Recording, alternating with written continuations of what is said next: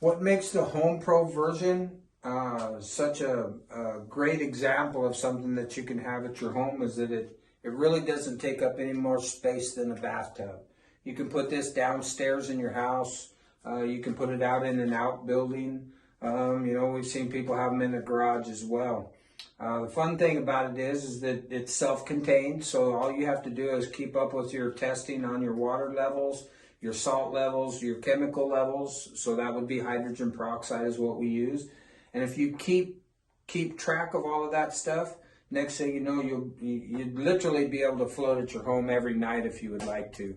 And floating for me, I float once a week. My wife floats probably 4 times a week. So once a week is good for me, but that once a week is just life-changing. If you can experience that even one time, for those of you that's been to a float center, you know exactly what floating's all about. We bring this to your house. What a great way to enjoy floating at half the expense.